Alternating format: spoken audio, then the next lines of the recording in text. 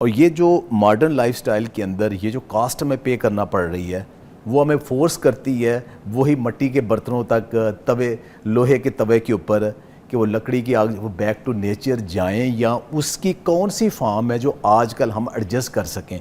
दोबारा हमें जाना पड़ेगा उधर, तो वो कास्ट तो हम पे कर रहे हैं।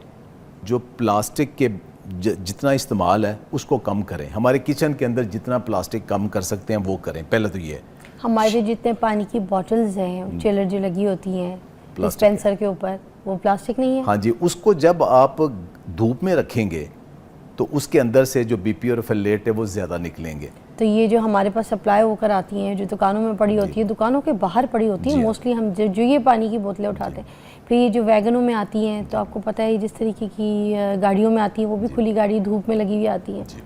तो ये तो फिर हमारे पास अब देखें, अब ये एनालिसिस किया गया है, जो टैप वाटर है ना वो मच सेफ़र है। लेकिन टैप वाटर हम इसलिए नहीं पीते क्योंकि टैप वाटर में कोई रास्ते में प्लास्टिक नहीं आया। वो हम इसलिए नहीं पीते कि उसके अंदर हमारी कंटेमिनेशन बहुत है, कोई बंदा भी सेफ़ नहीं है। लेकिन टैप वाटर के ऊपर अगर आपने फ़िल्टर लगा लिया है तो वो कहीं ज़्यादा सेफ़ है as compare to bottled water से, कहीं ज़्यादा सेफ़ है कि उसके अंदर कम से कम प्लास्टिक से आप निकल गए हो। बड़े सारे सवाल है मेरे पास आपके लिए। सबसे पहले तो आपको वेलकम कहूँगी, बहुत बहुत शुक्रिया आपकी तशरीफ़ आवरी का। मुझे ये बताइएगा, जो मॉडर्न लाइफस्टाइल है शहजाद बशर साहब, ये हमारी पूरी जो ज़िंदगी की लाइफस्टाइल है जो चेंज करके बैठ गया। जैसे हम मिट्टी के बर्तनों में पहले खाना खाते थे, बड़े देसी चीज़ों के साथ जो थे ना जुड़े हुए थे, फिर स्पेशली अब जो है प्लास्टिक के डब्बे आ गए, हम उसमें सालन डालते हैं, माइक्रोवेव में गर्म करते हैं और खा लेते हैं। तो ये कितना फ़र्क है हमारी सेहत के लिए और कितना नुकसानदेह है?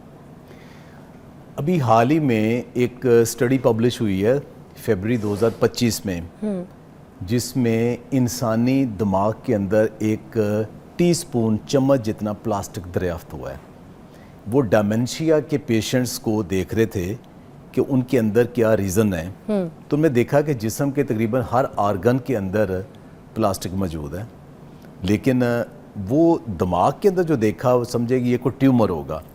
लेकिन जब उन्होंने उसका मुकम्मल एनालिसिस किया तो वो प्लास्टिक भी निकला वहाँ पे।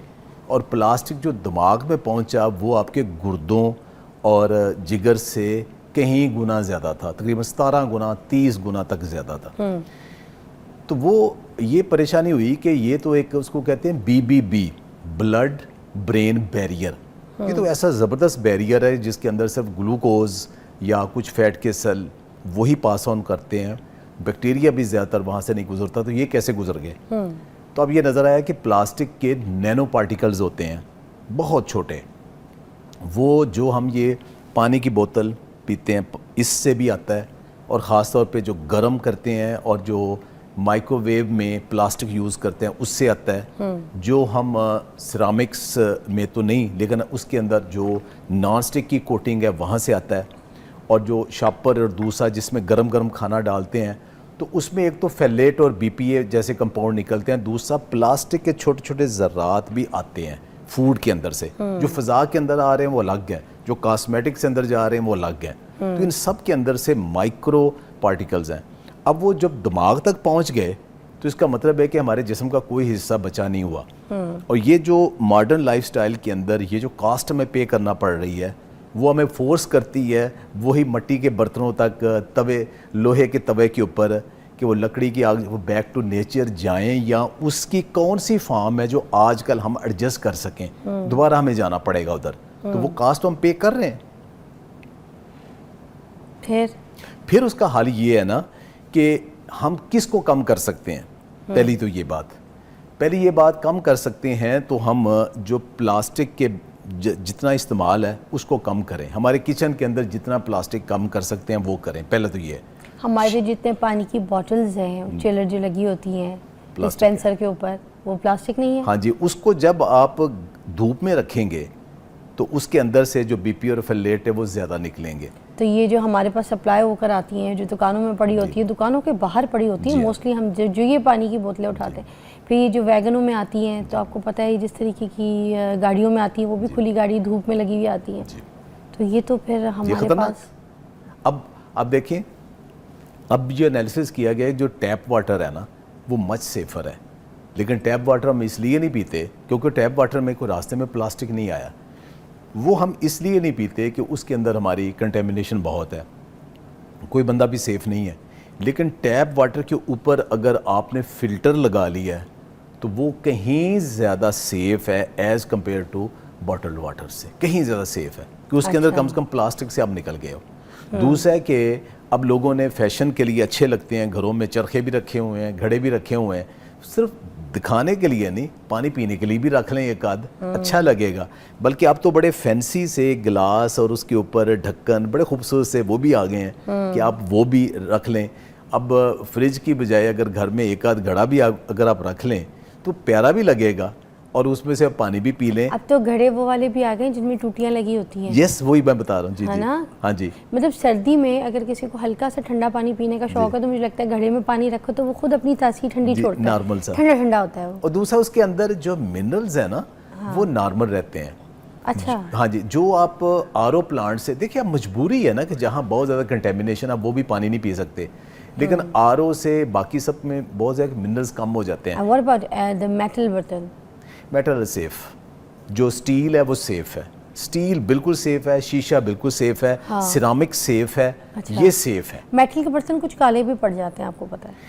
अब वो जब काले पड़ जाते हैं तो क्या वो अपनी कोई स्टील कभी भी काला नहीं पड़ता। ओके। वो जो स्टेनलेस स्टील है ना, वो काला नहीं पड़ता। ओके। वो आप सफाई का मसला होगा, वो काला नहीं पड़ता। स्टील सेफ है, स्टील के बर्तन सेफ हैं, पानी पीने के लिए, खाना पकाने के लिए।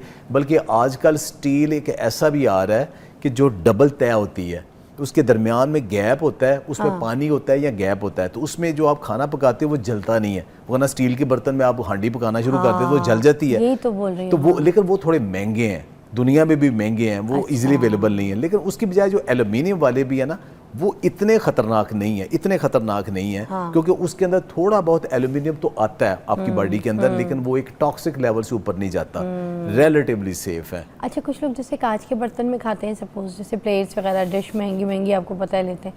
फिर जो कोई अगर मेलामाइन के बर्तन में खाना खाता है तो जो मेलामाइन के प्यालों में खाना निकालता है, प्लेटों में सर्व करता है, तो वो भी क्या नुकसानदेह है? जी देखें, एक जो सबसे सेफ है वो तो आपके शीशे के बर्तन है। दूसरा जो सही सिरामिक के हैं, सिरामिक दरअसल तो मिट्टी ही है ना, उसको एक ख़ास तरीके से। दूसरा आजकल एक पत्थर के भी आ रहे हैं, वो भी रिलेटिवली सेफ है। ये बर्तन सेफ है। पत्थर के बर्तन नहीं, मुझे पता ये कौन से बर्तन? ये भी आते हैं आजकल ना, जैसे चीनी, जिसे उर्फ़े आम में हम चीनी के बर्तन कहते हैं ना।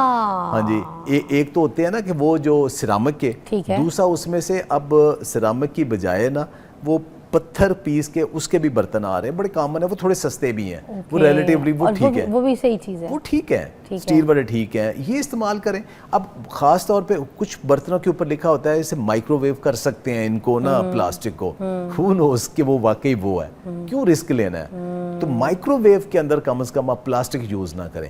नाज़रीन, बड़ी इंपॉर्टेंट बात देखें उन्होंने आज समझाई कि हम अपनी ज़िंदगी में जो प्लास्टिक के बर्तन, मेलामाइन के बर्तन, ये चीज़ें लेकर आ गए, इनमें खाना खा रहे हैं, कितने अपने पार्टिकल्स छोड़ते हैं और ये कितने नुकसानदेह हैं। हम एक ब्रेक लेंगे, ब्रेक के बाद शहजाद बसरा साहब हमारे साथ हैं, कॉल्स भी अटेंड करेंगे, आपकी जो पूछना है आपको पूछ सकते हैं।